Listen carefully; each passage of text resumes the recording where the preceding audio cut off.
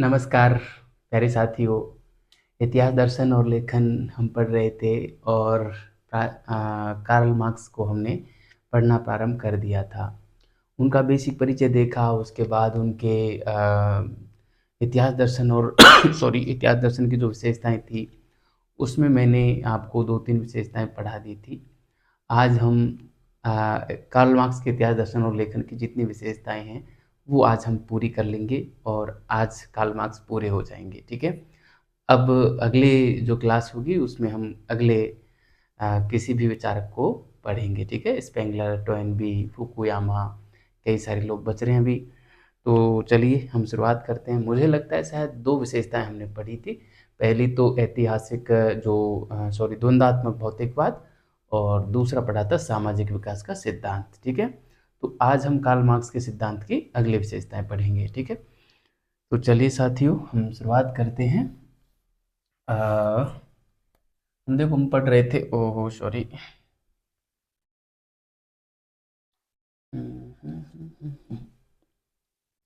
क्या ही निकल गई थोड़ी सी, क्या ना। चलिए हम लिखते हैं कार्ल मार्क्स के इतिहास दर्शन की विशेषताएं। इतिहास दर्शन की विशेषताएं। ठीक है। कार्ल मार्क्स के इतिहास दर्शन की विशेषताएं। ये थोड़ा बीच में होता तो अच्छा लगता। मैं वापस से लिखूंगा इसको। आप भी कहेंगे सर क्या मजे ले रहे हो आप भी। अच्छा नहीं लगा। कार्ल मार्क्स के इतिहास दर्शन की विशेषताएं। अब ठीक है, विशेषताएं। ठीक है। तो इसमें हमने 2 विशेषताएं पढ़ ली थी, आज तीसरी विशेषता पढ़ेंगे। अधिशेष मूल्य का सिद्धांत। अधिशेष मूल्य का सिद्धांत। ठीक है। तो साथियों सॉरी, अधिशेष मूल्य का सिद्धांत जो है, वैसे जो इकोनॉमी वाले स्टूडेंट हैं उनको बढ़िया तरीके से पता है कि इस प्रकार की जो बात की गई थी वो रिकार्डो के द्वारा की गई थी। रिकार्डो का एक लागत सिद्धांत है, वहाँ से कार्ल मार्क्स ने इस सिद्धांत को एडॉप्ट किया था, ग्रहण किया था। और दास कैपिटल में कार्ल मार्क्स बताते हैं हमको अधिशेष मूल्य के बारे में कि जो कार्ल मार्क्स ये कहते हैं दास कैपिटल में, जो मानव श्रम करता है ना, जो मेहनत करता है, वो मेहनत ही किसी भी संपत्ति के संपत्ति और उसका मूल्य उसका निर्धारण करता है। ठीक है। कोई भी संपत्ति है या किसी भी वस्तु का मूल्य है वो तय होता है उत्पादन के उसका उत्पादन करने में जो मेहनत हुई है ना उसके ऊपर। ठीक है। कार्ल मार्क्स ये कहते हैं जैसे हम ये जो श्वास लेते हैं, उस ऑक्सीजन को मानव द्वारा उत्पादन करने में या मानव द्वारा उसके उत्पादन में कोई श्रम नहीं किया जाता, इसलिए ये हमें मुफ्त में मिल जाती है। हम श्वास मुफ्त में ले लेते हैं, है ना। कहने का मतलब कार्ल मार्क्स ये कहता है कि किसी भी वस्तु का जो मूल्य है वो उसके प्रोडक्शन में कितना जो है श्रम लगाया है, ठीक है, कितनी मेहनत की गई है, उसके अनुसार उसकी कीमत तय होगी। जैसे मैं ये क्लास ले रहा हूँ, है ना, तो इस क्लास का मूल्य क्या होगा, मैं यदि इसको पेड कोर्स के रूप में बेचूं तो इस क्लास का मूल्य क्या होगा, ये तय करेगा कि इस क्लास को तैयार करने में मुझे कितनी मेहनत करनी पड़ती है, कितनी पुस्तकों को मैं पढ़ता हूँ, कैसे उसको समझता हूँ, किस लेवल की ये क्लास है ना, और उस पर कितनी मशक्क़त मेरे को करनी पड़ी, यहाँ तक आने में मेरी क्वालिफ़िकेशन को मैं यहाँ तक लेकर आया और फिर मैंने ये निर्णय लिया कि मुझे इतना जटिल जो पोर्शन है इसको मैं पढ़ाऊँ, तो उसके लिए अब इतनी मेहनत लगी, तो उसके अकॉर्डिंग ही इसकी प्राइस तय होती है।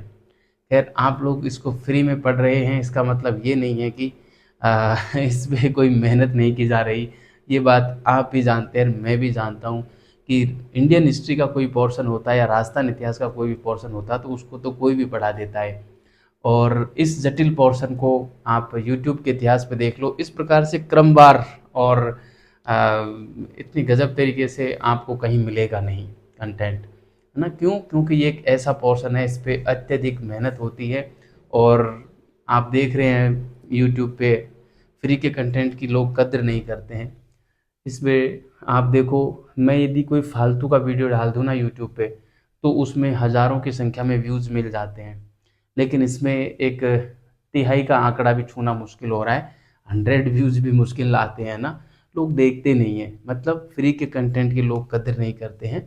खैर, कुछ लोग हैं जो कंटिन्यू देख रहे हैं और कमेंट भी करते हैं। उसमें कुछ एक मेरे जान पहचान वाले भी हैं, कुछ बिना जान पहचान वाले भी हैं। तो आप लोग देख रहे हैं, इस बात की मुझे खुशी है कि कम से कम आप लोग इसको कंटिन्यूटी के साथ देख रहे हैं। चाहे 20 ही व्यूज़ आए, लेकिन मेरा जो वॉच टाइम है वो मुझे बता देता है कि कितने लोग इसको देख रहे हैं। ठीक है, तो खैर चलिए, एक तो कार्ल मार्क्स ने सिद्धांत में यही कहा था कि किसी भी वस्तु का या किसी भी पदार्थ का जो मूल्य है और उसकी जो संपत्ति है, उसका निर्धारण उस वस्तु के उत्पादन में जो श्रम लगा है उसके द्वारा तय होता है। ठीक है, और सॉरी, पूंजीपति वर्ग जो है वो क्या करता है कि उत्पादन के साधनों पर अपना नियंत्रण स्थापित करके और श्रमिकों के द्वारा जो मूल्य अर्जित किया जाता है, उस मूल्य का एक हिस्सा अपने पास रख लेता है, वो हड़प लेता है। इस हड़पे गए मूल्य को ही अधिशेष मूल्य कहते हैं। और जब श्रमिक वर्ग इस हड़पे गए मूल्य के खिलाफ विद्रोह भी करता है, तो ये जो राज्य रूपी संस्था है वो पूंजीपतियों का ही समर्थन करती है, आम आदमी का नहीं, श्रमिकों का नहीं। ठीक है, तो इस सिद्धांत को कार्ल मार्क्स ने कहा था अधिशेष मूल्य का सिद्धांत। आप इसको ऐसे समझिए, जैसे मान लो मुझे किसी कोचिंग वाले ने पढ़ाने के लिए बुलाया कि सर आप आइए और इतिहास, दर्शन और लेखन को वाले भाग को आप पढ़ाकर चले जाइए। ठीक है, हम आपको आपकी मजदूरी जो बनेगी वो दे देंगे। ठीक है, अब मान लो उन्होंने मेरे को 10,000 रुपये में पूरा कोर्स करने के लिए बुला लिया, 10,000 रुपये में। ठीक, अब मेरी मेहनत नहीं, अभी मैं कहूँ कि इन्होंने मेरे को 10,000 रुपये दिए एक कोर्स के, एक कोर्स पूरा मेरे से पढ़वाया और इसमें कितने दिए मुझे? 10,000 रुपये। तो ये तो हुई इसकी लागत मूल्य, है ना, लागत मूल्य। ठीक है, लेकिन इस कोर्स को जब उन्होंने बेचा, तो बेचने पे उसने जो है 50,000 रुपये कमा लिए। कितने कमा लिए? 50,000 रुपये का बेच दिया इसको, यानी कि जितने लोगों ने खरीदा उसके हिसाब से इसकी प्राइस बनी 50,000, लागत मूल्य मूल्य था 10,000।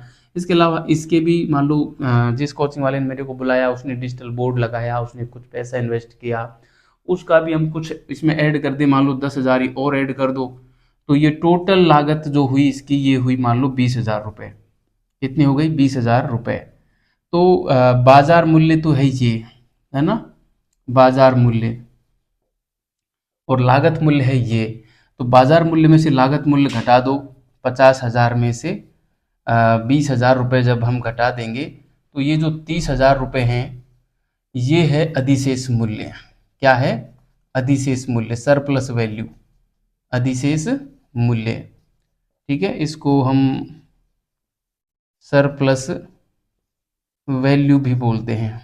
ठीक है, अंग्रेजी में सरप्लस वैल्यू बोलते हैं, अधिशेष मूल्य बोलते हैं।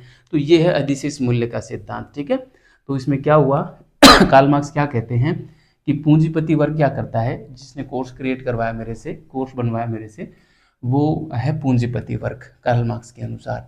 अब ये पूंजीपति वर्ग क्या करता है कि श्रमिक द्वारा, क्योंकि मैं श्रमिक था, मैं पढ़ाने गया, मैं मजदूरी करने गया, तो श्रमिक द्वारा जो मूल्य अर्जित किया गया, अब भाई मेहनत तो मेरी थी, तो मैंने मूल्य अर्जित किया 50,000, उसमें मेरे को तो इन्होंने 10,000 दिया और इसने कुछ अन्य खर्चा कर दिया 10,000 का, तो टोटल लागत मूल्य हो गया यहाँ पे 20,000 रुपये, है ना। और ऊपर इसने बाजार मूल्य था 50,000, तो इसमें से लागत मूल्य घटा दिया, तो जो शेष 30,000 आया वो अधिशेष मूल्य आया। तो इसको ये क्या करता है, पूंजीपति वर्ग हड़प लेता है। किससे? जबकि ना भाई मेहनत तो हमने की थी।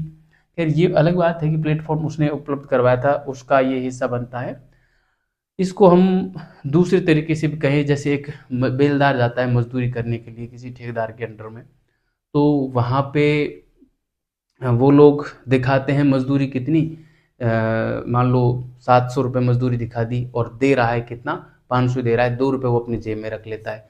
तो ये मतलब अर्जित किया गया मूल्य 700 था, जबकि दिया कितना, 500 दिया, तो 200 रुपये जो उसने जेब में रखे वो था अधिशेष मूल्य। ठीक है, तो ये आप समझ के होंगे अधिशेष मूल्य का सिद्धांत। अब मैं इसको थोड़ा सा भी इसको तो मिटा देता हूँ और आप इसको अब इसमें मैं लिख देता हूँ इसको शब्दों के रूप में, ताकि आपको रिवीजन करने में जो है आसानी रहेगी। ठीक है, ये लो मैंने इसको मिटा दिया और सॉरी, अब हम यहाँ पर लिखते हैं मार्क्स ने यह सिद्धांत रिकार्डो के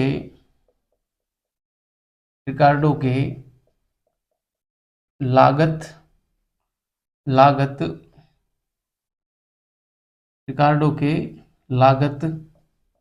मूल्य के सिद्धांत से ग्रहण किया।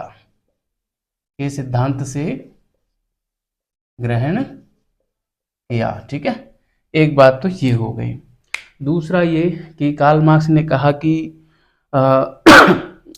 अपनी जो पुस्तक थी दास कैपिटल, उसमें बताया था कि श्रम ही संपत्ति और मूल्य का निर्धारण करता है ना, या वास्तविक जो स्रोत होता है मूल्य का और संपत्ति का वो होता है श्रम, है ना। वहाँ से ये जो है मूल्य और संपत्ति उत्पन्न होते हैं एक तरीके से। तो यहाँ पे लिखेंगे दास कैपिटल, दास ये इसकी रचना है, दास कैपिटल बड़ी प्रसिद्ध रचना है इसकी ना।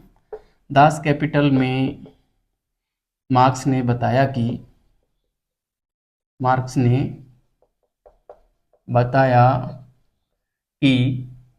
दास कैपिटल में मार्क्स ने बताया कि श्रम ही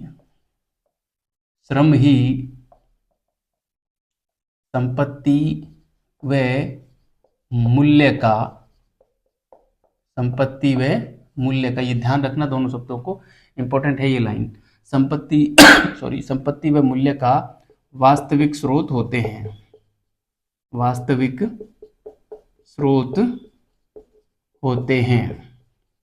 ठीक है, वास्तविक स्रोत होते हैं। श्रम होता है बस। ये जो श्रम है, यानी कि किसी भी चीज के ऊपर जब हम मेहनत करते हैं ना, तो वो मेहनत ही उसकी संपत्ति का और मूल्य का वास्तविक स्रोत बनता है। अब हमारी मेहनत जितनी अधिक होगी उतना ही अधिक उसका मूल्य होगा। ठीक है, उतनी ही अधिक वो संपत्ति होगी, इतना समझिए। अब यहाँ पे मार्क्स ये कहता है कि जो पूंजीपति वर्ग है, पूंजीपति वर्ग क्या करता है, उत्पादन के साधनों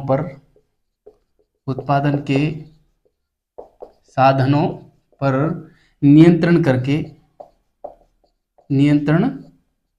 करके श्रमिक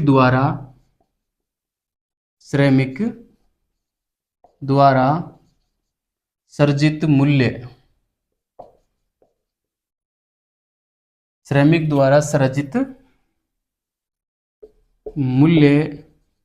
के एक हिस्से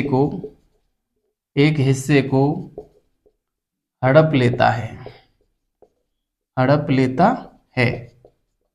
यह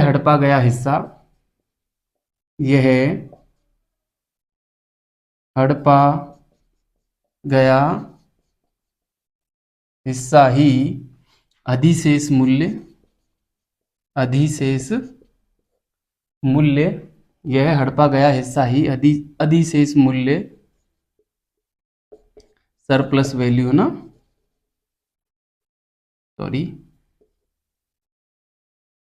सरप्लस वैल्यू कहलाता है। समझ में आ ही गया होगा। मतलब ये जो पूंजीपति वर्ग है उत्पादन के साधनों पर अपना नियंत्रण कर लेता है, और जब ये श्रमिक वर्ग जितनी आय सृजित करता है, जितने मूल्य का ये मेहनत करता है, उस मूल्य में से एक हिस्सा ये पूंजीपति वर्ग हड़प लेता है। मतलब इसको आप ऐसे समझिए कि ऐसा नहीं है कि पूरे मूल्य को ही हड़पे। हड़पने का तात्पर्य इस चीज़ से है कि अपनी मजदूरी भी निकाले और इस श्रमिक की मजदूरी भी निकाले, उसके बावजूद भी ये मतलब श्रमिक की मजदूरी को उतना नहीं देता जितना उसको देना चाहिए। कार्ल मार्क्स का मतलब ये है, जैसे वास्तविक मजदूरी किसी भी मजदूर की 500 रुपये है, तो उसको ये लोग क्या करते हैं 300, 350 या 400 रुपये देते हैं, और उसमें से जो ऊपर का जो बचाते हैं ये, उसको ये अधिशेष वैल्यू कह रहे हैं, सरप्लस वैल्यू कह रहे हैं, है ना। इतना समझिए आप। वास्तविक जो, जैसे हमारे गवर्नमेंट ने मान लो तय कर रखी है एक मजदूर की जो मजदूरी है वो मान लो 300 रुपये तय कर रखी है ना। तो 300 रुपये उनको न देकर उनको 200 रुपये दिया जाए और बाकी के 100 रुपये वो अपने पास रख लेते हैं। जैसे नरेगा में इसमें क्या होता है, नरेगा में लोग दिखा देते हैं कि इतने इतने लोगों को मजदूरी दी और पैसा वो खुद रख लेते हैं। ऐसा नरेगा में होता है खूब, है ना। तो इसी प्रकार से जो पैसा रखा गया पैसा है वो सीधा सा सरप्लस वैल्यू है, अधिशेष मूल्य है, ठीक है। और अब इसमें ये और एक बात और कहते हैं कि जब ये श्रमिक इनके विरुद्ध, पूंजीपतियों के विरुद्ध जब विद्रोह भी करते हैं, तो जो राज्य है वो इन पूंजीपतियों का ही सहयोग करता है। ये बात भी हम लिख देते हैं। जब श्रमिक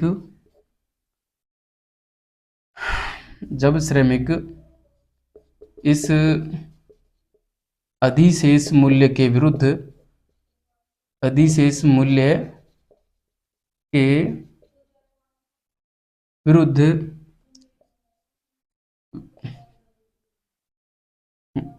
अधिशेष मूल्य के विरुद्ध विद्रोह करते हैं, विद्रोह करते हैं तो विद्रोह करते हैं तो राज्य रूपी संस्था पूंजीपति वर्ग का साथ देती है। पूंजीपति वर्ग का साथ देती है, पूंजीपति वर्ग का साथ देती है, ठीक है। तो ये है अधिशेष वैल्यू का सिद्धांत। इसमें आपको इतनी बातें ध्यान रखनी है। अब पेपर की गहराई चाहे कितनी आए, आप यकीन मानना कि इतना पढ़ने के बाद यदि किसी से सवाल नहीं हुआ तो अन्य किसी से होगा भी नहीं। पहली चीज़ तो ये कि इस YouTube के इतिहास में और जितने भी कोर्स किसी ने बना कर बेचे हैं 5,000, 6,000 में, 10,000 में, उन लोगों ने भी इतनी गहराई से नहीं पढ़ाया है जितना मैं पढ़ा रहा हूँ, ठीक है। तो इतना आप पढ़ के जाइए। लोगों ने बस एक लाइन लिखा के छोड़ दिया, अधिशेष मूल्य का सिद्धांत क्या है, कार्ल मार्क्स ने रिकार्डो से ग्रहण किया था। सामान्यतः यही बात बता दी जाती है और मैक्सिमम इतना बता दिया जाता है कि हाँ साहब, जितना का उसने श्रम किया था उतना न देकर और उसमें से कुछ हड़प लेते हैं, बस ये लोग, है ना। बाकी चीज़ इतनी स्पष्ट तरीके से नहीं बता रखी, कहने का मतलब ये है, ठीक है। तो अधिशेष मूल्य का सिद्धांत यहाँ पे हमारा पूरा होता है। अगला जो सिद्धांत है वो है आर्थिक निर्धारणवाद को हम जो है देखते हैं। आर्थिक निर्धारणवाद क्या है, तो यहाँ पे मैं लिख देता हूँ चौथे बिंदु के रूप में आर्थिक निर्धारणवाद, आर्थिक निर्धारणवाद, ठीक है। तो इसको हम पढ़ते हैं। देखो, आर्थिक निर्धारणवाद में कार्ल मार्क्स ने और एंगेल्स ने, दोनों ने यह बताया कि जो सॉरी सॉरी इतिहास का जो मूल आधार है वो क्या है, उत्पादन पद्धति, ठीक है। कार्ल मार्क्स ने और एंगेल्स ने यही माना था कि जो इतिहास का जो मूल आधार है वो तो उत्पादन पद्धति है, ठीक है। और उत्पादन समाज की जो उत्पादन प्रणाली और उनके बीच में जो संबंध है उनके बीच में जो संबंध है, वह संबंध ही किसी भी राज्य की राजनीति हो, धर्म हो और नैतिकता हो, उसको डिसाइड करते हैं, कानून हो, ठीक है। यानी कि कार्ल मार्क्स आर्थिक निर्धारणवाद के तहत यह कहना चाह रहा है कि किसी भी राज्य की राजनीति, उसका धर्म, उसके नियम कानून, उसकी नैतिकता, इन सब का जो निर्धारण करता है वो आर्थिक तत्व निर्धारण करते हैं। उसकी उत्पादन प्रणाली और वर्ग संघर्ष, इनके बीच में क्या संबंध है वो तय करते हैं, ठीक है, तो ये है आर्थिक निर्धारणवाद। तो इसको मैं जो है यहाँ पर लिख देता हूँ। ठीक है, मैं यहाँ पे लिखना प्रारंभ करता हूँ यहाँ से। ठीक है, थोड़ा सा आप समझ जाना, क्योंकि इसमें अपन को इस टॉपिक को पूरा लिखना है इसी जगह पे, ताकि इसको मिटा के हम अगला बिंदु लिखेंगे। ठीक है, तो यहाँ पे हम लिखेंगे मार्क्स व एंगेल्स दोनों ने ही इसकी बात की। एंगेल्स के अनुसार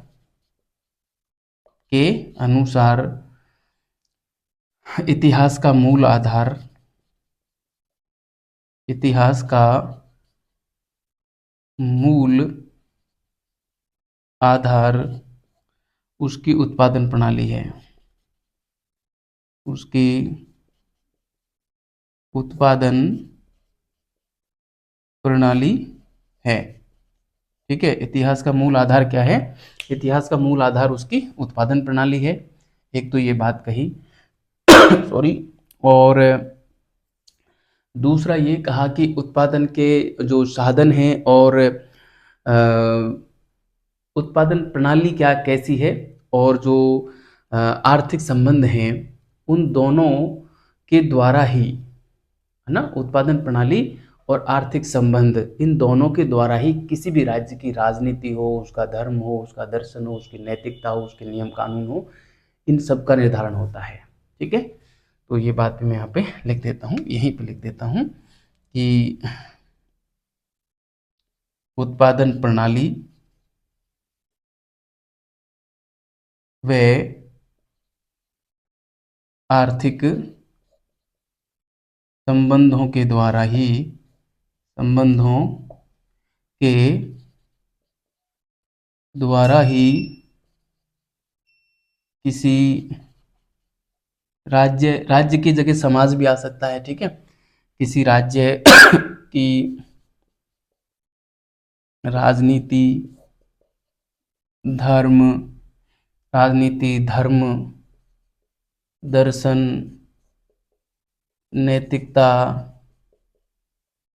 कानून, नियम आदि निर्धारित होते हैं, आदि निर्धारित होते हैं,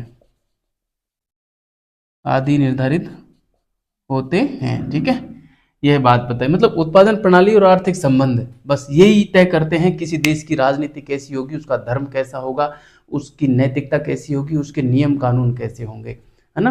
कार्ल मार्क्स ने वैसे ये चीज़ें वैसे भी समझ में आ जाती हैं, मतलब इसको बहुत ज़्यादा पढ़ने की आवश्यकता नहीं है। लेकिन कई बार क्या होता है ना कि जब हम पढ़े हुए नहीं रहते हैं, पूरा कंसेप्ट हमारा क्लियर नहीं रहता है, तो छोटी छोटी चीज़ें हमको विचलित कर देती हैं। ठीक है, जैसे कार्ल मार्क्स ने समाज में परिवर्तन का कारण किसे माना, मूल कारण किसे माना, ये प्रश्न आ गया। वहाँ पे दे दिए भौतिक पदार्थ, ठीक है, आर्थिक पदार्थ, है ना, और एक दे दिया चेतना, ठीक है, और एक दे दिया श्रम। ठीक है, इस प्रकार से दे दिया मान लो। तो ऐसे स्थिति में आप क्या उत्तर चुनोगे इसमें? समाज में परिवर्तन का कारण क्या मानोगे आप? तो इसमें ध्यान रखना आर्थिक तत्व होंगे, है ना, जबकि इसने भौतिक तत्वों की बात की है, श्रम की भी बात की है, चेतना की बात भले ही नहीं की। ठीक है, तो ऐसी स्थिति में क्या है ना कि हमको बारीकी से हमको चीज़ों को जो है समझना पड़ता है, पढ़ना पड़ता है, क्या पता किस प्रकार का प्रश्न पूछ लें, है ना। और एक एक शब्द से उत्पादन प्रणाली में और आर्थिक तत्वों में, भौतिक पदार्थों में और आर्थिक तत्वों में क्या अंतर होता है, क्या जो है समानता होती है, ये सारी चीज़ें हमको पता होनी चाहिए। इसमें और हम सॉरी, इसमें ये कार्ल मार्क्स ये भी बताता है कि मनुष्य की जो सामाजिक चेतना है वो भी आर्थिक तत्वों के द्वारा ही जो है निर्धारित होती है। ठीक है,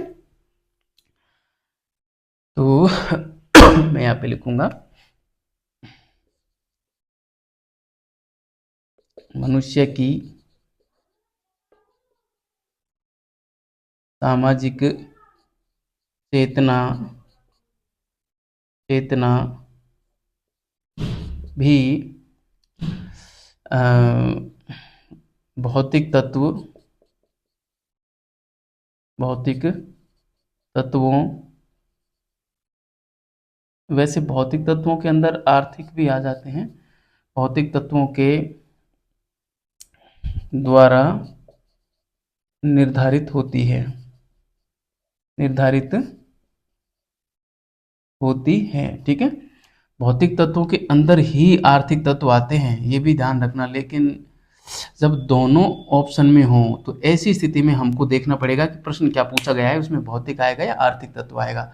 जैसे पिछली बार अभी एक ग्रेड फर्स्ट में प्रश्न पूछा गया था कि नेपोलियन का जन्म कहाँ हुआ था। अब उसमें कोर्सिका द्वीप तो ऑप्शन में था और लोग कोर्सिका द्वीप भी करके आए, लेकिन कोर्सिका द्वीप के अंदर भी एक जगह थी अजासियो, तो वहाँ पे जन्म हुआ था, तो उत्तर अजासियो करना था। अब अजासियो आता तो कोर्सिका द्वीप के अंदर ही है, लेकिन कोर्सिका द्वीप वहाँ पे आंसर गलत हो गया। उसी प्रकार जैसे भौतिक तत्वों के अंदर आर्थिक तत्व आते हैं, तो अब प्रश्न इस प्रकार से पूछा गया है कि इसमें आंसर आर्थिक तत्व आएगा, आर्थिक तत्व ऑप्शन में नहीं है तो भौतिक तत्व आएगा। तो ऐसी चीज़ों को आपको जो है ध्यान में रखना पड़ेगा। ठीक है, और द जर्मन आइडियोलॉजी में कार्ल मार्क्स ने कहा था कि जो चेतना जो है वो मनुष्य के द्वारा निर्धारित होती है, न कि चेतना मनुष्य को निर्धारित करती है। ठीक है, ये बात भी मैं यहाँ पर लिखना चाहूँगा।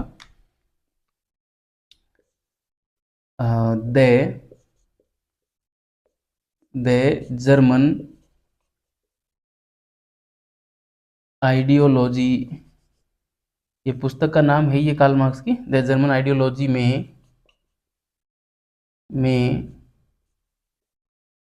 मार्क्स ने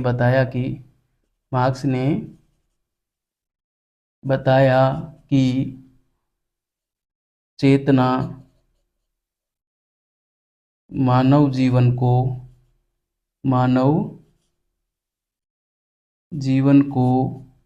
निर्धारित नहीं करती,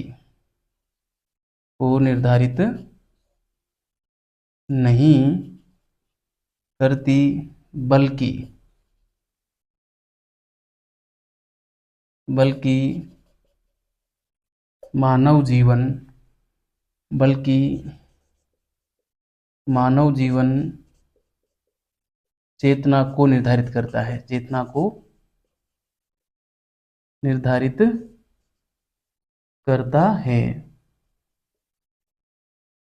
जबकि हीगल इसके उल्टे थे, है ना। हीगल ने माना कि चेतना जीवन को निर्धारित करती है, जीवन को निर्धारित करती है। यही तो विरोधाभास था, है ना। तभी तो मार्क्स ने कहा था कि हीगल अपने सिर के बल खड़े थे, मैंने उसको पकड़ के पैरों पे खड़ा किया। ठीक है, तो ये आर्थिक निर्धारणवाद, कहने का मतलब ये है कि जो बाहर की चीजें हैं, जो आर्थिक चीजें, मतलब बाहर की चीजें तो हैं भौतिक, ठीक है, तो भौतिक जगत जो है उसके अंदर भी आर्थिक चीजें हैं। ठीक है, तो ये जो आर्थिक चीजें हैं वो सबसे ज्यादा प्रभावित करते हैं मनुष्य की चेतना को, भौतिक जगत में भी आर्थिक। और आर्थिक, जब आर्थिक तत्वों की बात नहीं हो तो फिर भौतिक तत्व आपको स्वीकारना है यहाँ पे। ठीक है, तो ये था प्यारे साथियों आर्थिक निर्धारणवाद, जिसको आपको ध्यान रखना है। और अधिशेष मूल्य का सिद्धांत हो गया, आर्थिक निर्धारणवाद हो गया। अब हम आगे चलते हैं और अगली जो विशेषता है वो है कि कार्ल मार्क्स को वैज्ञानिक समाजवाद का जनक भी कहा जाता है, तो उसकी भी हम चर्चा करते हैं। आप इसको उतारें बढ़िया तरीके से, ठीक है, और आगे की चर्चा हम करते हैं। आप इसको उतार लीजिए, मैं इसको मिटा देता हूं। ठीक है, कार्ल मार्क्स को वैज्ञानिक समाजवाद का जनक कहा जाता है। इसके पीछे जो रीजन है वो ये है कि जो समाजवाद था उसको व्यावहारिक बनाया था, व्यावहारिक रूप दिया था किसने, कार्ल मार्क्स ने। जबकि हीगल वगैरह जो थे ये आदर्शवादी बात करते थे, है ना। तो कैसे क्या करते थे उसकी देखो हम चर्चा करते हैं थोड़ा सा। कार्ल मार्क्स ने क्या किया था कि जो समाज में जो समाज में जो असमानता व्याप्त है, उस असमानता के कारणों की चर्चा की थी। वे समाज में कारण, जो असमानता है उसके कारण क्या हैं। ठीक है, इसलिए कार्ल मार्क्स को और वैज्ञानिक समाजवाद का जनक कहा जाता है क्योंकि इसने कारणों की चर्चा की, समाज में भी कारण ढूंढे, है ना। और विज्ञान तो उसी को कहते हैं ना कि जिसमें कार्य कारण सिद्धांत हो, किसी भी काम के होने के पीछे के कारणों की चर्चा हो, जिसमें गवेषणा की जाती हो, आलोचनात्मकता हो, विश्लेषणात्मकता हो, तर्क हो, तो ये सारी चीज़ें कार्ल मार्क्स के पास थी। इसीलिए कार्ल मार्क्स को वैज्ञानिक समाजवाद का जनक कहा जाता है। तो मैं यहाँ पे पांचवी विशेषता के रूप में लिखता हूँ वैज्ञानिक समाजवाद के जनक, वैज्ञानिक समाजवाद के जनक मार्क्स। ठीक है, तो देखो कार्ल मार्क्स के पहले भी कई सारे समाजशास्त्री थे जिन्होंने समाजवाद की आलोचना तो की। किस लिए? क्योंकि समाज में असमानता व्याप्त है, जिसमें जो है रॉबर्ट ओवन है, साइमन है, और लुई ब्लां है। इस प्रकार से कई समाजशास्त्री थे जिन्होंने समाजवाद की आलोचना की। किस संदर्भ में? कि समाज में जो है आर्थिक रूप से और विभिन्न प्रकार, सॉरी आर्थिक रूप से नहीं, कारण नहीं बताए। इन्होंने कहा था कि समाज में असमानता व्याप्त है, बस इतना ही कहा, लेकिन कारणों की चर्चा उन्होंने नहीं की। इसलिए वेपर एक बड़े विद्वान हुए हैं, वेपर। वेपर ने कहा कि इन समाजशास्त्रियों ने जो है गुलाब के फूल की तो कल्पना की, लेकिन उसके लिए पृष्ठभूमि तैयार नहीं की, है ना। पृष्ठभूमि क्या? उसके लिए भूमि तैयार नहीं की।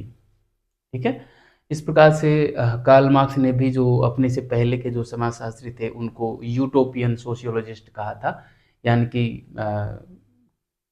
काल्पनिक समाजशास्त्री। ठीक है, और कार्ल मार्क्स ने खुद ने इस आदर्शात्मक समाजवाद से हटके और एक व्यावहारिक समाजवाद दिया, जिसके अंदर उन्होंने कारणों की भी चर्चा की। इसलिए कार्ल मार्क्स को वैज्ञानिक समाजवाद का जनक कहा जाता है। ठीक है, तो चलिए हम इसकी बात करते हैं। कार्ल मार्क्स से पूर्व के समाज शास्त्रियों यथा कौन कौन थे? रॉबर्ट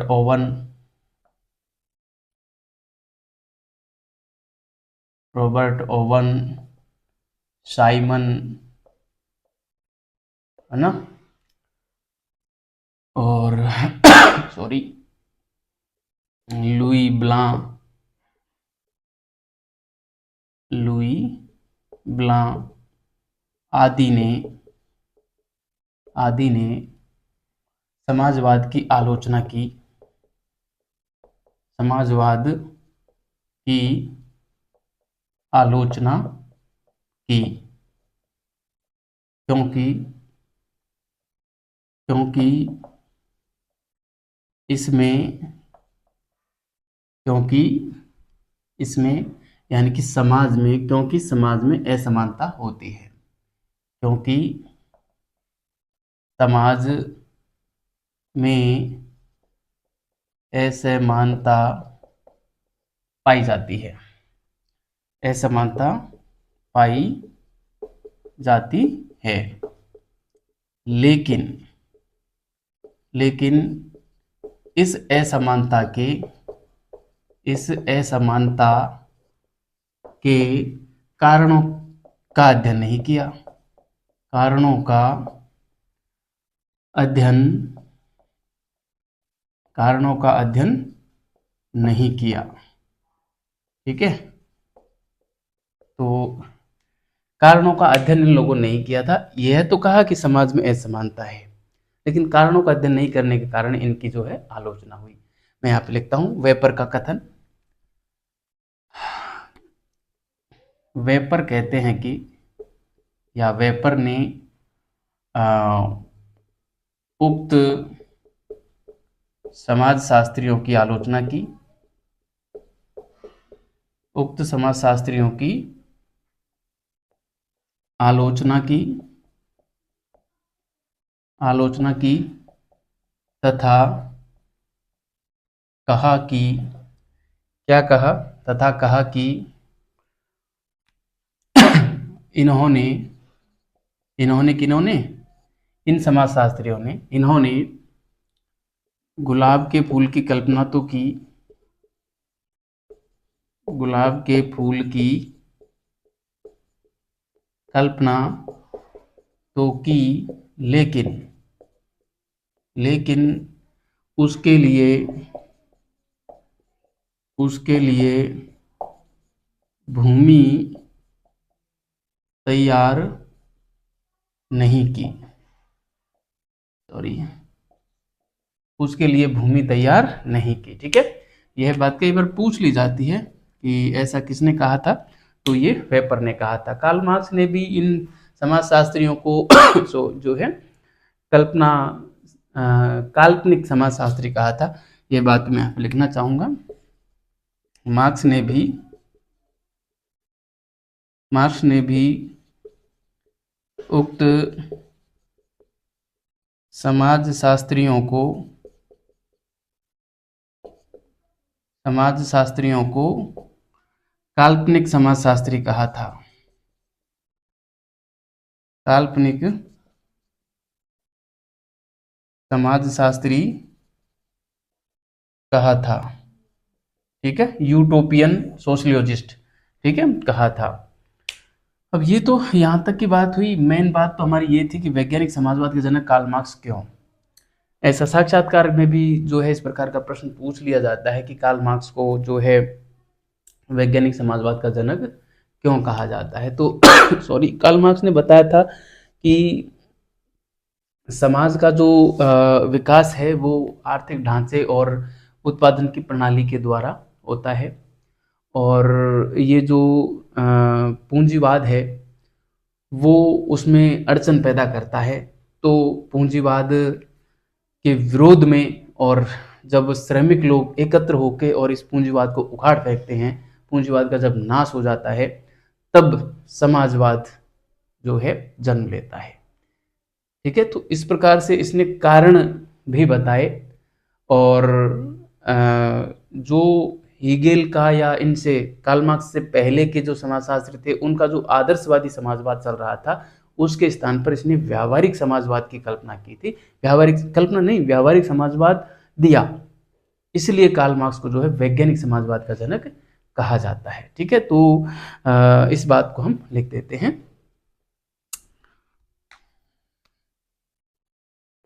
मार्क्स ने बताया कि, मार्क्स ने बताया कि समाज का विकास, मार्क्स ने बताया कि समाज का जो विकास है वो आर्थिक ढांचे और उत्पादन प्रणाली के द्वारा होता है। ठीक है, ये बात तो सभी जानते हैं क्योंकि कार्ल मार्क्स ने एक ही बात की है। कार्ल मार्क्स ने बताया कि समाज का विकास आर्थिक ढांचे व उत्पादन प्रणाली द्वारा, उत्पादन प्रणाली द्वारा हुआ है, हुआ है। ठीक है, जब पूंजीपति वर्ग को श्रमिक वर्ग द्वारा, या मैं यहाँ पे लिखूं सर्वहारा वर्ग द्वारा, है ना, श्रमिक वर्ग द्वारा उखाड़ फेंका जाता है, तब उखाड़ फेंका जाता है, तब पूंजीवाद का, पूंजीवाद व राज्य का नाश होता है, नाश होता है, और समाजवाद का जन्म होता है, समाजवाद का जन्म होता है, समाजवाद का जन्म होता है, होता है। ठीक है, इस प्रकार, इस प्रकार मार्क्स ने तर्क व कारण आधारित व्यावहारिक समाजवाद की बात की, व्यावहारिक समाजवाद की बात की। इस कारण मार्क्स को वैज्ञानिक समाजवाद का जनक कहा जाता है। वैज्ञानिक समाजवाद का जनक कहा जाता है। ठीक है, तो ये था। आप ये ध्यान रखना, हीगल ने जो समाजवाद दिया था वो व्यावहारिक समाज था, है ना। हीगल का आदर्शवात्मक, समाजवाद हीगल का समाजवाद आदर्शात्मक था।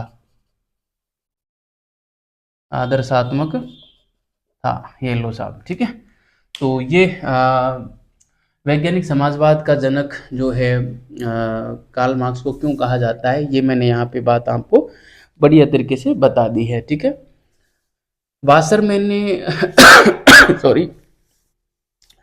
वासरमैन ने कार्ल मार्क्स के ऊपर एक बात भी कही थी कि कार्ल मार्क्स ने समाजवाद को जो है विद्रोह के रूप में पाया और आंदोलन के रूप में उसको उतारा था। ठीक है, तो ये बात मैं यहाँ पे लिख देता हूँ, आप इसको उतारें और मैं जो है यहाँ पे आ जाएगा ये शायद, है ना। चलो मैं यहीं पे लिख देता हूँ इसको मिटाकर। ठीक है, मैंने ये मिटा दिया है, आप इसको उतारें। ये वासरमैन वाली बात लिख के पूरे को मिटाऊंगा मैं, है ना। सॉरी, वासरमैन ये कहते हैं कि मार्क्स ने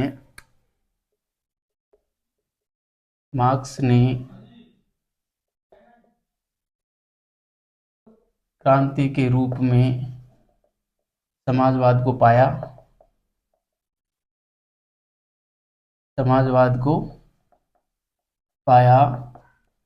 तथा आंदोलन के रूप में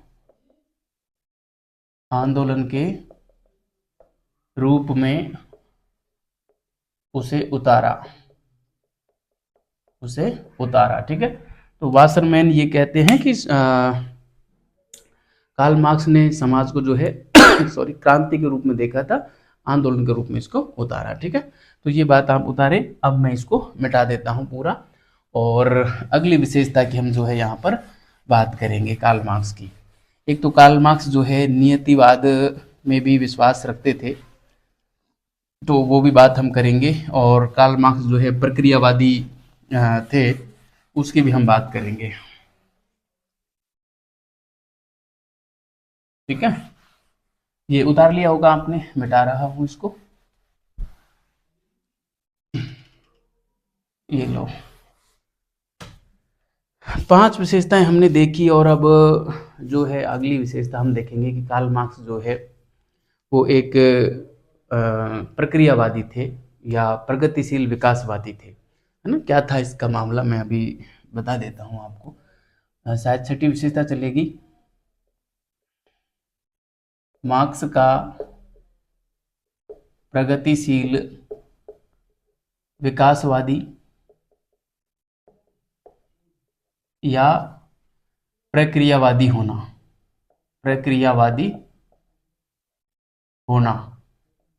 ठीक है,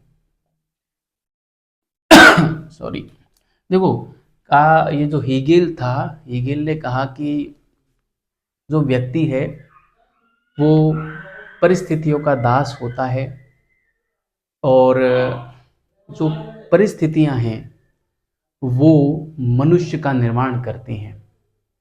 ये कहा था किसने? हीगल ने कहा था। लेकिन कार्ल मार्क्स ने इस बात का विरोध किया और ये कहा कि यदि हम हीगल को स्वीकार कर लें तो मनुष्य की स्वतंत्रता ही समाप्त हो जाएगी, क्योंकि वो ये कह रहे हैं कि परिस्थितियां जो है ना, हमारी परिस्थितियां वो मनुष्य का निर्माण करती हैं, ऐसा इसने कहा। जबकि कार्ल मार्क्स ने क्या कहा कि परिस्थितियों का निर्माण मनुष्य करता है, न कि परिस्थितियाँ मनुष्य का निर्माण करती हैं। ठीक है, ये इतनी सी बात है। लेकिन बड़ा ही जो है यहाँ पे द्वंद्व चलता है हीगेल और मार्क्स के बीच में, इसको समझना बहुत ज़रूरी है। ठीक है, तो चलिए मैं यहाँ पे ये बात लिख देता हूँ पहले हीगेल वाली, तो आपको और बढ़िया तरीके से समझ में आएगी। हीगल का मानना था कि व्यक्ति परिस्थितियों का दास होता है। व्यक्ति परिस्थितियों का दास होता है। वैसे कार्ल मार्क्स भी ऐसी बात स्वीकारते हैं। कार्ल मार्क्स इतिहास में नियतिवादी को स्वीकारते हैं और वो कहते हैं कि मनुष्य न चाहते हुए भी और उन सामाजिक संबंधों को स्वीकार कर लेता है, सॉरी, मनुष्य न चाहते हुए भी जो है सामाजिक संबंधों को स्वीकार कर लेता है, चाहे वो स्वामी व दास का ही संबंध क्यों न हो। ठीक है, तो इसमें भी कहीं ना कहीं ये बात नजर आती है कि व्यक्ति परिस्थितियों का दास है। लेकिन यहाँ पे तो हीगेल ने जो है, सॉरी, हीगेल की कार्ल मार्क्स ने थोड़ी सी आलोचना की थी। ठीक है, तो हम इसमें आगे लिखेंगे, हीगेल का मानना था कि व्यक्ति परिस्थितियों का दास है तथा तथा परिस्थितियां व्यक्ति का निर्माण करती हैं। आपको क्या लगता है कि हीगेल का ये कथन सही है या गलत है? आप मुझे कमेंट बॉक्स में कमेंट करके बताइए, क्योंकि आप भी इस लेवल पे आ गए हैं कि अपना खुद का एक दर्शन जरूर डेवलप हुआ होगा। खुद का दर्शन मतलब हम किस प्रकार से देखते हैं हमारे जीवन को, क्या हम वास्तव में परिस्थितियों के दास हैं या नहीं हैं। तो आप अपना कमेंट बताना, आपका विचार बताना कमेंट करके, मैं उसको अवश्य पढ़ूंगा और उसको रिप्लाई भी करूंगा। मैं बताऊं आपको मैं क्या मानता हूं। जीवन अनिवार्य रूप से परिस्थितियों का दास तो नहीं है, लेकिन कई बार ऐसी परिस्थितियां फंसती हैं जब मनुष्य परिस्थितियों का दास बन जाता है। और जब हम परिस्थितियों के विपरीत और लगातार जब संघर्ष करते हैं, तो हम उन परिस्थितियों को काट कर और हमारे जीवन का निर्माण खुद भी कर सकते हैं। ठीक है, लेकिन अब हीगेल का दृष्टिकोण हो सकता है इस संदर्भ में हो कि वो जो परिस्थितियों को हम फेस करते हैं वही तो हमें मजबूत बनाती हैं। भाई, मनुष्य को मजबूत क्या बनाती है? उसकी परिस्थितियां। मान लो किसी इंसान ने परिस्थिति देखी नहीं, तो फिर वो उस अनुसार ढलता नहीं है। जैसे कुछ लोग बर्फ के घरों में रहते हैं, तो और एक व्यक्ति जो रेगिस्तान में रहता है, उसको तुरंत यदि बर्फ के घर में ले जाया जाए तो वो दूसरे दिन बीमार हो जाएगा। और बर्फ के घर वाला व्यक्ति यदि मरुस्थल में ले जाया जाए तो वो भी बीमार हो जाएगा, क्योंकि हम उन परिस्थितियों के दास हैं जिन परिस्थितियों में हम रह रहे हैं। ठीक है, लेकिन ऐसा भी नहीं है कि मनुष्य अनिवार्य रूप से बीमार हो। एक रेगिस्तान के व्यक्ति को मरुस्थ वहाँ पे बर्फ में ले जाया जा रहा है, और उसके अंदर उसके एक तो स्टेमिना मजबूत है, उसने काफ़ी मेहनत की है, मशक्कत की है, और उसे पता है कि मुझे ऐसी स्थिति में ले जाया जा रहा है, तो वो अपनी व्यवस्था कर सकता है, उस परिस्थितियों से लड़ के और जीत सकता है। कोई ज़रूरी नहीं कि वो हमेशा बीमार हो। जैसे हमारे यहाँ से लोग कश्मीर वगैरह में जाते हैं घूमने बर्फ़ वगैरह में, तो वो फिर गर्म कपड़े पहन के उस हिसाब से जाते हैं ताकि उनको कोई ठंड जुकाम भी ना लगे। ठीक है, तो विशेष परिस्थिति में इंसान इन परिस्थितियों से जो है बच भी सकता है यदि वो संघर्ष करे और संघर्ष करने का मादा रखे, लेकिन सामान्य परिस्थितियों में वो परिस्थितियों का दास है। ठीक है, तो इसमें दो विचार मेरे आए। सामान्य परिस्थिति में तो मैं कार्ल मार्क्स के साथ हूँ कि मनुष्य परिस्थितियों का दास है, लेकिन मनुष्य ये ठान ले कि मुझे परिस्थितियों से लड़के और अपने आप को तराशना है, तो वो तराश भी सकता है। ठीक है, तो ये बात है। मैं यहाँ पे अब कार्ल मार्क्स की बात रख देता हूँ। मार्क्स कहते हैं कि मार्क्स कहते हैं कि यदि हीगल को स्वीकार लिया जाए, हीगल को स्वीकार लिया जाए तो मनुष्य की मनुष्य की स्वतंत्रता मनुष्य की स्वतंत्रता ही समाप्त हो जाती है, ही समाप्त हो जाती है, और और बिना स्वतंत्रता के बिना स्वतंत्रता के विकास संभव नहीं है, संभव नहीं है। ठीक है, तो अब ये विकास चाहते हैं, इस वजह से ये प्रक्रियावादी या प्रगतिशील विकासवादी कहलाते हैं। बस इसमें ये बात बड़ी है। और परिस्थितियां व्यक्ति का निर्माण नहीं करती कार्ल मार्क्स के अनुसार, बल्कि व्यक्ति परिस्थितियों का निर्माण करता है। मैं यहाँ पर लिखूंगा, मार्क्स के अनुसार व्यक्ति परिस्थितियों का निर्माण करता है, परिस्थितियों का निर्माण करता है न कि परिस्थितियां मनुष्य का, न कि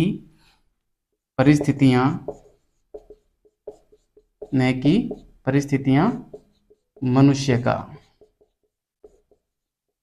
ये लो साहब, इसलिए मार्क्स को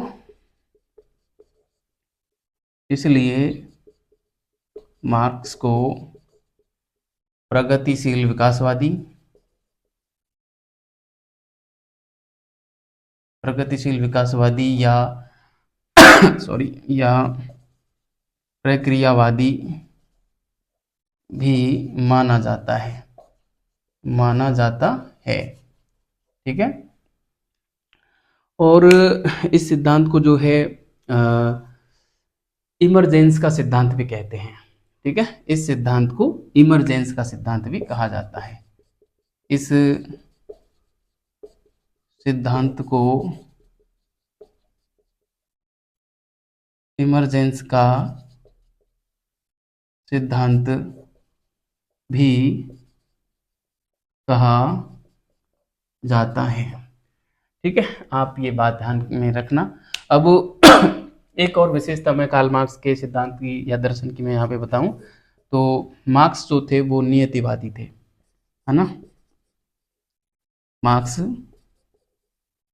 नियतिवादी थे। ठीक है, मार्क्स ने यहाँ पे कहा था कि मनुष्य न चाहते हुए भी और उन सामाजिक संबंधों को स्वीकार कर ही लेता है, चाहे वो स्वामी और दास के ही संबंध क्यों नहीं हो। ठीक है, तो यहाँ पे लिख दीजिए, मार्क्स के अनुसार मनुष्य ने चाहते हुए भी उन सामाजिक संबंधों को स्वीकार कर लेता है, उन सामाजिक संबंधों को स्वीकार कर लेता है उन सामाजिक संबंधों को स्वीकार कर लेता है, चाहे वो स्वामी व दास का संबंध ही क्यों न हो। मतलब नियति को ये मानते थे, नियतिवादी थे, है ना। ठीक है, कुछ चीजें ऐसी होती हैं जो कार्ल मार्क्स भी ये मानते हैं कि ऐसा होना ही था, नियति नहीं होती तो ये कहते हैं कि समाज का स्वरूप कुछ अलग ही होता। ठीक है, ये इस प्रकार से जो है नियतिवादी थे कार्ल मार्क्स। ठीक है, तो कार्ल मार्क्स के सिद्धांत की ये प्रमुख विशेषताएं जो थी मैंने आपके समक्ष रखी। अब इसमें एक दो चीजें और हैं, जैसे जो दर्शन है ना, दर्शन, उसकी व्याख्या के रूप में, उसके उद्देश्य के रूप में कार्ल मार्क्स और हीगेल के विचार भी अलग-अलग मिलते हैं। मतलब हीगेल ये मानता था कि दर्शन का जो उद्देश्य है वो है सॉरी मनुष्य के कार्यों की व्याख्या करना या समाज की व्याख्या करना। ठीक है, हीगेल के अनुसार दर्शन का काम क्या है? केवल व्याख्या करना है, किसी प्रकार का जो है निर्माण कार्य इसका उद्देश्य नहीं है। लेकिन कार्ल मार्क्स ने ये माना था कि दर्शन का उद्देश्य केवल व्याख्या करना ही नहीं, बल्कि जो अ, अन्यायमूलक जो समाज है उसकी आलोचना करके और उसको समाप्त करना भी दर्शन का उद्देश्य है। ठीक है, तो मैं यहाँ पे इसको और आगे बढ़ाता हूँ। यहाँ आप उतारिए, मार्क्स नियतिवादी थे का और मार्क्स प्रक्रियावादी थे। नियतिवादी मार्क्स के अनुसार मनुष्य न चाहते हुए भी उन सामाजिक संबंधों को स्वीकार कर लेता है जो स्वामी दास का संबंध क्यों न हो। मतलब ये किस परिस्थिति में है, ये कि मतलब मनुष्य जो है ना अपनी आजीविका कमाने के लिए ऐसा करता है। ठीक है, आजीविका के कारण, है ना। मैंने शायद इसमें कुछ मिस हुआ है, आजीविका शब्द इसमें लिखना चाहिए था, मैं ब्रैकेट लिख देता हूँ, क्योंकि आजीविका के कारण संबंध ही क्यों न हो। यहाँ पे लिख दो, ऐसा मानव अपनी आजीविका हेतु करता है ना। मानव अपनी आजीविका हेतु ऐसा करता है, ऐसा करता है। भाई सीधी सी बात है, मनुष्य को अपनी आजीविका कमाने के लिए आज भी किसी दूसरे के खेतों में काम जाके करना पड़ता है ना। आधा अनाज वो ले जाता है जिसका खेत उसने बोया है और उसमें धान या फसल उपजाई है ना। आज भी ग्रामीण क्षेत्र में और आधे भट्ट पे खेती करते हैं, कण पे खेती करते हैं। तो वो दास ही तो बन रहा है, इंसान न चाहते हुए भी दास बन रहा है ना अपनी आजीविका की खातिर। तो आप इसको उतारें और अब ये कार्ल मार्क्स खत्म हो गए हैं बस। अब कार्ल मार्क्स की थोड़ी सी जो है समीक्षा में एक दो बातें और लिख लेते हैं। एक इसकी विशेषता और 8वें नंबर पे मैं लिख देता हूँ, फिर कार्ल मार्क्स हमारे जो हैं पूरे हो जाएंगे। ठीक है, तो ये लीजिए साथियों, 8वें नंबर की विशेषता है दर्शन का उद्देश्य। दर्शन का उद्देश्य, है ना। तो इसमें सॉरी सॉरी हीगेल तो ये मानते हैं, हीगेल के अनुसार दर्शन का उद्देश्य व्याख्या करना है, न कि निर्माण करना। ठीक है, व्याख्या करना है न कि निर्माण करना। जबकि जबकि मार्क्स ने माना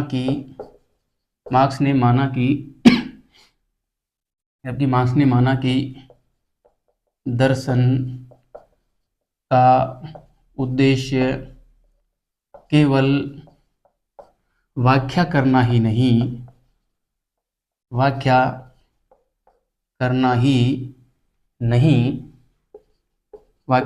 नहीं बल्कि अन्यायमूलक समाज को समाप्त करना भी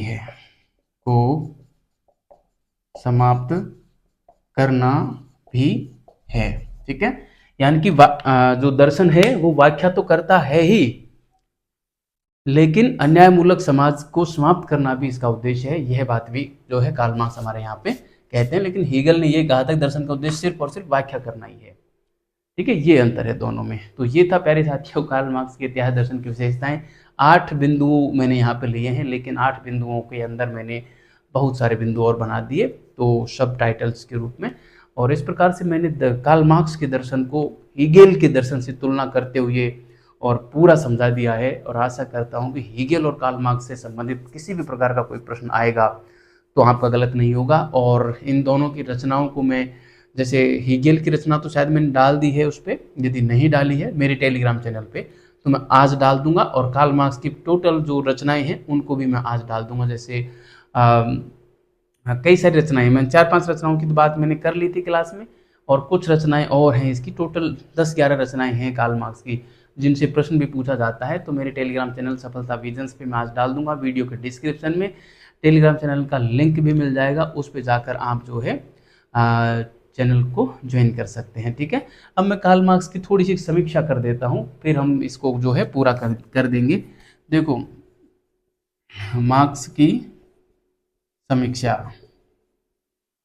ठीक है, मार्क्स की समीक्षा में ज़्यादा कुछ है नहीं। एक तो मार्क्स जो है वो संश्लेषित थे, मार्क्स मौलिक नहीं थे, है ना, मार्क्स मौलिक नहीं थे बल्कि संश्लेषित थे, संश्लेषित थे, है ना, संश्लेषित थे। मतलब मौलिक का मतलब होता है कि अपना खुद का कोई सिद्धांत देना, है ना। तो इन्होंने सॉरी, इन्होंने जो है खुद का कोई ऐसा कोई सिद्धांत नहीं दिया था कार्ल मार्क्स ने। कार्ल मार्क्स ने तो बस ऐसे हीगेल का कोई दो सॉरी, हीगेल का मान लो कोई दर्शन था, तो उस दर्शन का ही एक नया रूप उसको संश्लेषित किया था, उसमें सुधार किया था, है ना। ऐसे ही जैसे लागत मूल्य का सिद्धांत जो रिकार्डो का था, वहां से इन्होंने जो है अधिशेष मूल्य का सिद्धांत लेकर आए, है ना। श्रम का जो सिद्धांत इन्होंने दिया वो इन्होंने जो है ऑगस्टिन थोरे से लिया था। ठीक है, तो मैं जो है सॉरी, श्रम का नहीं, वर्ग संघर्ष का जो सिद्धांत था, वर्ग संघर्ष शब्द इन्होंने जो है ऑगस्टिन थोरे से लिया था। ये बात मैं यहाँ पे लिखना चाहूँगा, वर्ग संघर्ष शब्द मार्क्स ने ऑगस्टिन थोरे, ये नाम ध्यान रखना, से ग्रहण किया था। ठीक है, ऑगस्टिन थोरे से ग्रहण किया था। तो ये था, और इसके अलावा इनके बारे में कुछ एक विद्वान जो है कुछ कथन कहते हैं, जिसमें बर्कहार्ट जो है वो कहते हैं कि बर्कहार्ट ने ये कहा था कि मार्क्स की जो इतिहास की जो भौतिकवादी व्याख्या है वो विज्ञानों में सबसे घटिया विज्ञान है ना, उसको स्वीकार नहीं किया था इन्होंने। ठीक है, तो बर्कहार्ट क्या कहते हैं, बर्कहार्ट मार्क्स की इतिहास की ये इतिहास है ना, इतिहास की भौतिकवादी व्याख्या की आलोचना करते हुए कहते हैं, आलोचना करते हुए कहते हैं कि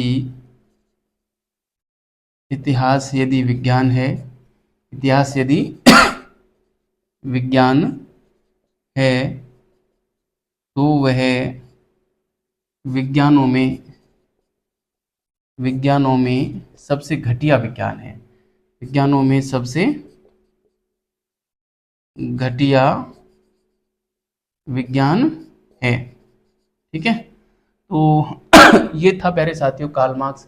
इसके अलावा जो ट्रीस्के हैं, ट्रीस्के, उसने भी कार्ल मार्क्स के बारे में यह कहा था कि कार्ल मार्क्स में जो है विवेक का जो है अभाव था, है ना। ये बात आप लिख सकते हैं, ट्रीस्के।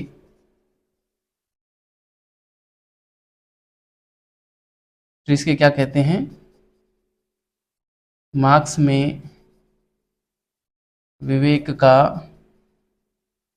अभाव था। ठीक है, और बस इनके बारे में इतना ही है, बहुत ज़्यादा पढ़ने की आवश्यकता नहीं है। इनके सिद्धांतों से प्रश्न बहुत ज़्यादा पूछे जाते हैं। ठीक है, तो ये था प्यारे साथियों कार्ल मार्क्स, और इससे संबंधित जितनी भी बातें थी वो मैंने की।